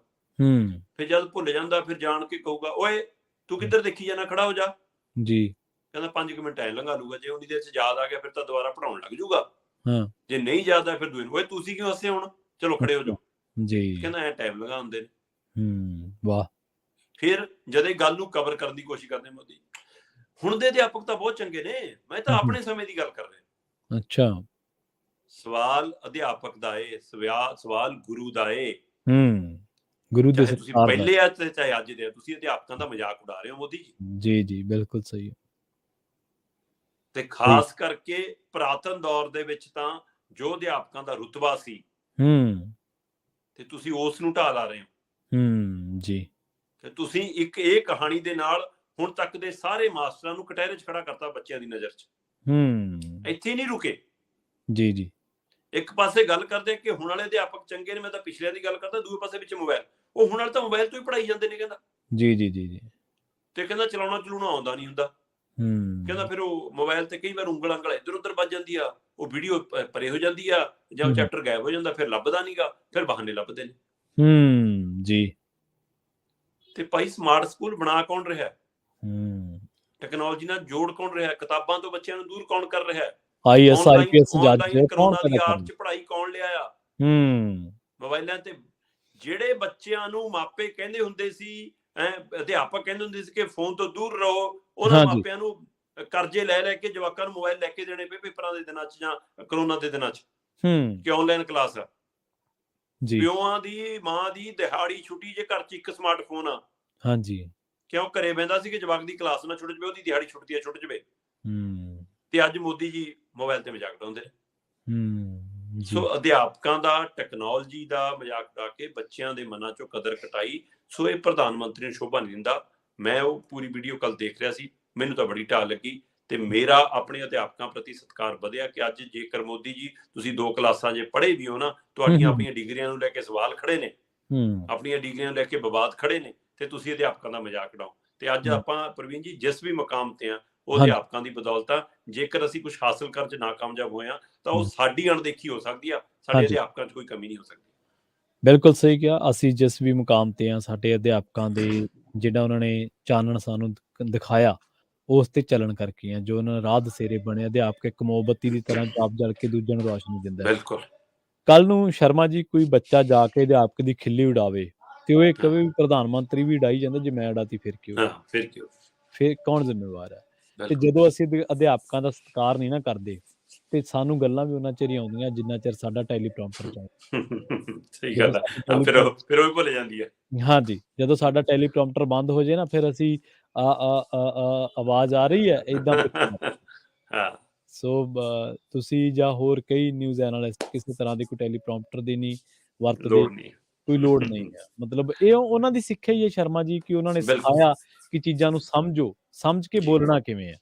ਇਹ ਬਹੁਤ ਇੱਕ ਸ਼ਾਨਦਾਰ ਰਿਹਰਸਲ ਹੁੰਦੀ ਸੀ ਜਿੰਨਾ ਚਿਰ ਸਰਕਾਰੀ ਸਕੂਲਾਂ ਦੇ ਵਿੱਚ ਪੜ੍ਹੇ ਆ। ਪਾਠ ਨੂੰ ਯਾਦ ਕਰਕੇ ਫਿਰ ਉਹਦੇ ਵਿੱਚ ਕੁਐਸਚਨ ਪੁੱਛਣੇ, ਉਹਦੇ 'ਚ ਟੈਸਟ ਹੋਣਾ, ਫਿਰ ਉਹਨੂੰ ਉੱਚੀ ਉੱਚੀ ਬੋਲਣਾ, ਉਹ ਗਲੇ ਸਾਫ਼ ਕਰਦਾ ਸੀ। ਉੱਥੇ ਸਿੱਖਿਆ ਸਾਰਾ ਕੁਝ। ਬਿਲਕੁਲ ਸਵੇਰ ਦੀ ਪ੍ਰਾਰਥਨਾ 'ਚ ਪ੍ਰਵੀਨ ਜੀ, ਸਵੇਰ ਦੀ ਪ੍ਰਾਰਥਨਾ ਮੈਂ ਖਬਰਾਂ ਦੀਆਂ ਹੈਡਲਾਈਨਾਂ ਪੜ੍ਹਦਾ ਰਿਹਾ। ਹਾਂਜੀ, ਮੈਂ ਵੀ ਪੜ੍ਹਦਾ ਰਿਹਾ। ਠੀਕ ਹੈ, ਫਿਰ ਜਮਾਤ 'ਚ ਖੜੇ ਕਰਕੇ ਕਿ ਪੂਰਾ ਅਭਿਆਸ ਪੜ੍ਹ ਕੇ ਸੁਣਾ ਵੀ ਪਹਿਲਾਂ। ਉਸ ਸਮੇਂ ਲੱਗਦਾ ਸੀ ਕਿ ਇਹਦਾ ਟਾਈਮ ਖਰਾਬ ਹੋ ਰਿਹਾ, ਪਰ ਅੱਜ ਉਹ ਸਮਝ ਆਉਂਦੀ ਹੈ ਜੀ ਕਿ ਸਾਡੀ ਪੜ੍ਹਨ ਦੀ ਸਮਝਣ ਦੀ ਸ਼ਕਤੀ ਵੱਧਦੀ ਆ। ਹਾਂਜੀ। ਸੋ ਅਖੀਰਲਾ ਪੀਰੀਅਡ ਪਹਾੜੀ ਰਟਾਉਣੇ, ਉਹਦਾ ਕੋਈ ਅਰਥ ਸੀ, ਅਰਥ ਸੀਗਾ। ਸੋ ਅੱਜ ਵੀ ਅਸੀਂ ਜੋੜ ਘਟਾ ਸਿੱਧਾ ਹੱਥ ਨਾਲ ਕਰ ਲੈਂਦੇ ਹਾਂ। ਸੋ ਅੱਜ ਦਾ ਜਵਾਕ ਗੁਣਾ ਵੀ ਹੋਰ ਤਰੀਕੇ ਨਾਲ ਕਰਦਾ ਤੇ ਅੱਜ ਦਾ ਜਵਾਕ ਜੋੜ ਵੀ ਹੋਰ ਤਰੀਕੇ ਨਾਲ ਕਰਦਾ। ਸੋ ਇਸ ਲਈ ਇਹ ਕਿੱਥੇ ਖਾਮੀਆਂ ਨੇ, ਉਹ 'ਚ ਦਰੁਸਤ ਕਰਨਾ ਸਰਕਾਰਾਂ ਦਾ ਕੰਮ ਹੈ। ਜੀ। ਅਧਿਆਪਕ ਆਪਣੀ ਪੂਰੀ ਟ੍ਰੇਨਿੰਗ ਤੋਂ ਬਾਅਦ ਅਧਿਆਪਕ ਬਣਿਆ ਜੀ। ਬਿਲਕੁਲ। ਉਹ ਪੂਰੀ ਜਿਹੜੀਆਂ ਸਕੂਲ ਬੋਰਡ ਨੇ, ਸਿੱਖਿਆ ਬੋਰਡ ਨੇ, ਸਰਕਾਰਾਂ ਨੇ, ਉਹਨਾਂ ਨੇ ਨਿਯਮ ਬਲੀ ਬਣਾਏ ਨੇ, ਉਹਨਾਂ 'ਚੋਂ ਪਾਸ ਹੋ ਕੇ ਆਇਆ। ਜੀ ਬਿਲਕੁਲ। ਤੁਸੀਂ ਰਾਜਨੀਤਿਕ ਲੋਕ ਕਿਹੜੀਆਂ ਪ੍ਰੀਖਿਆਵਾਂ 'ਚੋਂ ਪਾਸ ਹੋ ਕੇ ਆਏ ਹੋ, ਸਾਨੂੰ ਪਤਾ ਕਿਹੜੇ ਫੰਡਿਆਂ ਨਾਲ ਤੁਸੀਂ ਇੱਥੇ ਤੱਕ ਪਹੁੰਚੇ ਹੋ। ਹਾਂਜੀ, ਬਿਲਕੁਲ। ਸੋ ਇਸ ਲਈ ਉੱਚੇ ਖੜ ਕੇ ਨੀਵਿਆਂ ਦਾ ਮਜ਼ਾਕ ਉਡਾਉਣ ਦੀ ਜਿਹੜੀ ਇਹ ਕਵਾਇਦ ਹੈ, ਇਹ ਘੱਟੋ ਘੱਟ ਪ੍ਰਧਾਨ ਮੰਤਰੀ ਦੇ ਰੁਤਬੇ ਨੂੰ ਤਾਂ ਸ਼ੋਭਾ ਨਹੀਂ ਦਿੰਦੀ। ਨਰਿੰਦਰ ਮੋਦੀ ਨੂੰ ਸ਼ੋਭਾ ਦਿੰਦੀ ਹੋਊਗੀ ਤਾਂ ਦੇਵੇ। ਹਾਂਜੀ, ਬਿਲਕੁਲ ਰੁਤਬੇ ਨੂੰ ਸ਼ੋਭਾ ਨਹੀਂ ਦਿੰਦੀ। ਔਰ ਜਿਹੜੀ ਅੱਜ ਆਪਾਂ ਪ੍ਰੈਕਟਿਸ ਕਰਦੇ ਹਾਂ, ਕੈਮਰੇ ਮੂਹਰੇ ਬੋਲਦੇ ਆ, ਜਾਂ 10 ਲੋਕਾਂ ਦੇ ਵਿੱਚ 20 ਲੋਕਾਂ ਦੇ ਵਿੱਚ ਖੜ ਕੇ ਬੇਝਿਜਕ ਬੰਦਾ ਬੋਲਦਾ, ਤਾਂ ਇਹ ਵੀ ਤੁਹਾਨੂੰ ਸਕੂਲ 'ਚ ਸਿਖਾਇਆ ਜਾਂਦਾ। ਜਦੋਂ ਤੁਹਾਨੂੰ ਸਟੇਜ ਤੇ ਬੁਲਾਇਆ ਜਾਂਦਾ, ਤੁਹਾਨੂੰ ਹੌਸਲਾ ਅਫਜ਼ਾਈ ਕੀਤੀ ਜਾਂਦੀ ਹੈ, ਭਾਸ਼ਣ ਮੁਕਾਬਲਿਆਂ 'ਚ ਲਿਜਾਇਆ ਜਾਂਦਾ ਹੈ, ਵਿਸ਼ੇ ਦੀ ਚੋਣ ਕਰਨੀ ਸਿਖਾਈ ਜਾਂਦੀ ਹੈ, ਪੰਜਾਬੀ ਮਾਂ ਬੋਲੀ ਦੇ ਲਫ਼ਜ਼ਾਂ ਬਾਰੇ ਦੱਸਿਆ ਜਾਂਦਾ, ਸ਼ਬਦਾਂ ਬਾਰੇ ਦੱਸਿਆ ਜਾਂਦਾ, ਉਚਾਰਨ ਸਮਝਾਇਆ ਜਾਂਦਾ। ਹਾਂਜੀ, ਉਹਨਾਂ ਦਾ ਉਚਾਰਨ ਸਮਝਾਇਆ ਜਾਂਦਾ ਕਿ ਜ਼ ਤੇ ਜ ਚ ਕੀ ਫਰਕ ਕੀ ਹੈ, ਤੇ ਫੱਫੇ ਤੇ ਫੱਫੇ ਦੇ ਵਿੱਚ ਕੀ ਫਰਕ ਹੈ। ਹਾਂਜੀ, ਬਿਲਕੁਲ ਕਨੌੜਾ ਅੱਜ ਕੱਲ ਕੋਲੀ ਕਹਿੰਦੇ ਲੋਕ, ਚੋਲ ਪਤਾ ਹੀ ਨਹੀਂ ਲੋਕਾਂ ਨੂੰ, ਪਤਾ ਹੀ ਨਹੀਂ ਹੈ, ਕਨੌੜੇ ਦਾ ਫਰਕ ਨਹੀਂ ਪਤਾ, ਧੁੱਪ ਨੂੰ ਧੁੱਪ ਕਹੀ ਜਾਂਦੇ ਆ ਹਨਾ। ਮਤਲਬ ਇਹ ਸਾਨੂੰ ਸਿਖਾਇਆ, ਅਧਿਆਪਕਾਂ ਨੇ ਸਿਖਾਇਆ ਕਿ ਭੱਬਾ ਧੱਦਾ ਇਹਨਾਂ ਦੀ ਕਿਵੇਂ ਡੂੰਘੇ ਨੇ ਇਹ, ਹਨਾ। ਇਹ ਹਾੜ ਕਹਿਣਾ ਤੇ ਹਾੜ ਕਿਵੇਂ ਕਹਿਣਾ, ਹਾਂਜੀ। ਸੋ ਸ਼ਰਮਾ ਜੀ ਬਹੁਤ ਬਹੁਤ ਧੰਨਵਾਦ, ਤੁਸੀਂ ਬੜੀ ਰੌਚਕ ਖਬਰ ਸਾਂਝੀ ਕੀਤੀ ਪ੍ਰਧਾਨ ਮੰਤਰੀ ਜੀ ਦੇ ਹਵਾਲੇ ਦੇ ਨਾਲ। ਨਹੀਂ ਸ਼ੋਭਾ ਦਿੰਦਾ, ਪ੍ਰਧਾਨ ਮੰਤਰੀ ਦੇ ਰੁਤਬੇ ਨੂੰ ਨਹੀਂ ਸ਼ੋਭਾ ਦਿੰਦੀ ਇਹ ਗੱਲ ਕਿ ਉਹ ਅਧਿਆਪਕ ਦਾ, ਇੱਥੋਂ ਤੱਕ ਕਿ ਕਿਸੇ ਵੀ ਪੇਸ਼ੇਵਰ ਦਾ, ਅਧਿਆਪਕ ਨਹੀਂ, ਚਾਹੇ ਉਹ ਡਾਕਟਰ ਹੈ, ਚਾਹੇ ਕੋਈ ਇੰਜੀਨੀਅਰ ਹੈ, ਚਾਹੇ ਕਿਸੇ ਪੇਸ਼ੇ ਨਾਲ ਜੁੜਿਆ ਹੋਇਆ, ਉਹਦਾ ਮਜ਼ਾਕ ਉਡਾਵੇ। ਤੇ ਫਿਰ ਇਸੇ ਕਰਕੇ ਆਪਾਂ ਨੂੰ ਫਿਰ ਟੈਲੀਪ੍ਰੋਮਪਟਰ ਵਾਲਾ ਹਵਾਲਾ ਦੇਣਾ ਪਿਆ। ਹਾਂਜੀ, ਤੇ ਬਹੁਤ ਬਹੁਤ ਧੰਨਵਾਦ ਸ਼ਰਮਾ ਜੀ, ਬਹੁਤ ਸ਼ੁਕਰੀਆ ਜੀ।